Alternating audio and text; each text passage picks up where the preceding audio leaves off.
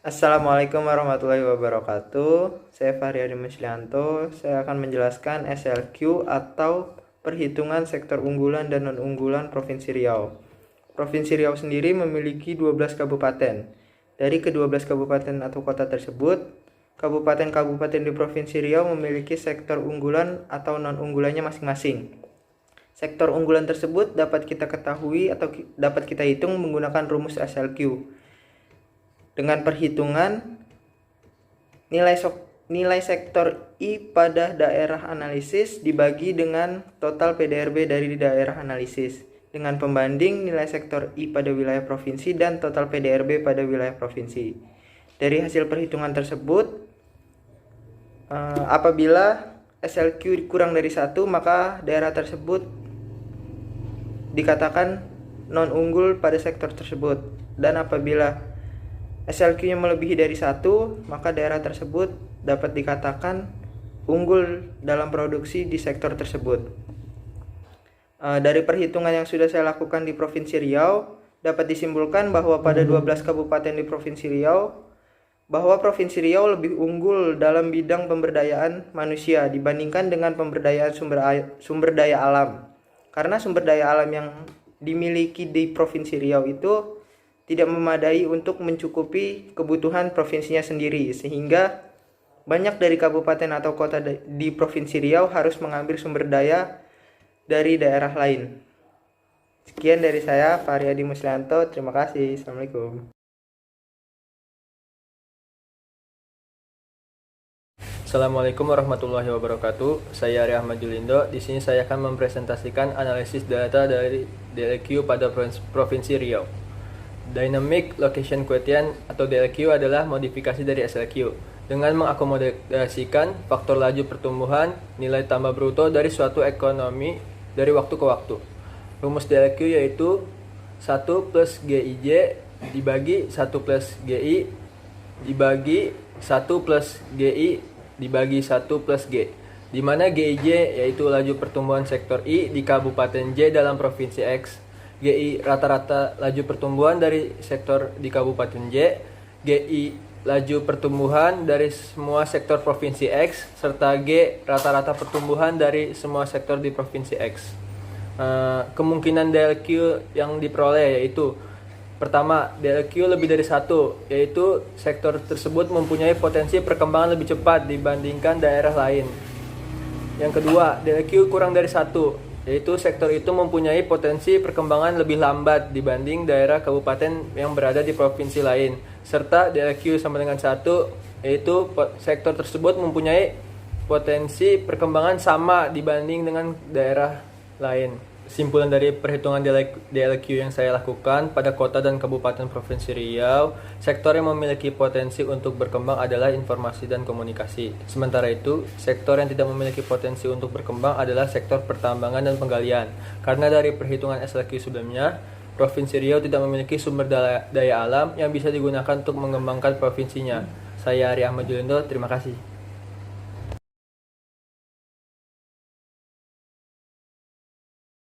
Assalamualaikum warahmatullahi wabarakatuh. Saya Zulfa Wulandari dari jurusan Ekonomi Pembangunan Angkatan 2018. Akan mengenai tipologi klasen sektoral. Sebelum saya membahas perhitungan, analisis serta kesimpulan tipologi klasen Provinsi Riau, saya akan menjelaskan pengertian dari tipologi klasen. Tipologi klasen berdasarkan pengelompokan suatu sektor usaha atau komoditi suatu daerah dengan cara membandingkan pertumbuhan ekonomi suatu daerah dengan pertumbuhan ekonomi di daerah yang lebih tinggi. Juga membandingkan pangsa sektor dengan nilai rata-rata suatu daerah, atau perhitungannya dilakukan dengan cara membandingkan provinsi dengan daerah serta nasional dengan provinsi. Hasil perhitungan tipologi klasen akan menunjukkan posisi pertumbuhan dan pangsa sektor yang merupakan variabel regional dari suatu daerah. Tipologi klasen mengklasifikasikan hasil perhitungannya menjadi kuadran pertama, merupakan sektor yang terkategorikan maju dan berkembang pesat. Kuadran kedua merupakan sektor yang maju tetapi tertekan. Kuadran ketiga yaitu sektor yang berpotensi Kuadran terakhir merupakan sektor yang relatif tertinggi. Pengklasifikasiannya dilakukan dengan cara sebagai berikut. 2 kota dan 9 kabupaten.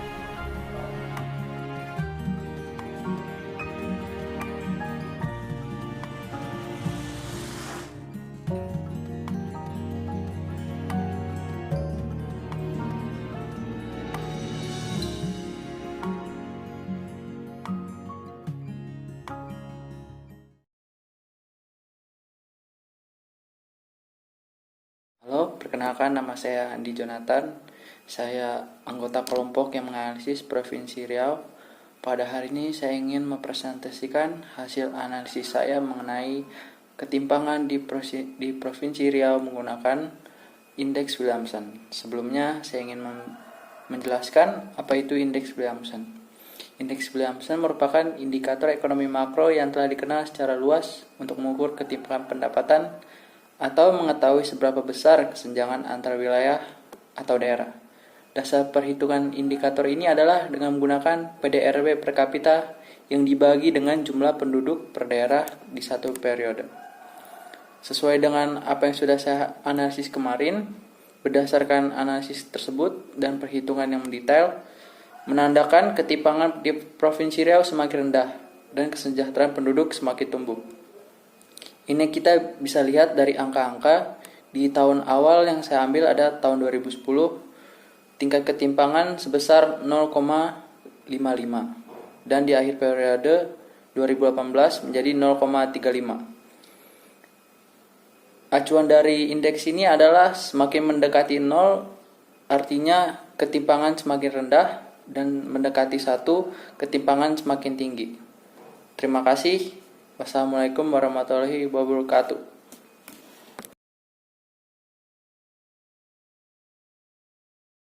Halo, perkenalkan nama saya Akila Ibnas dari Ekonomi Pembangunan 2018. Nah, di sini saya akan menjelaskan mengenai shift share.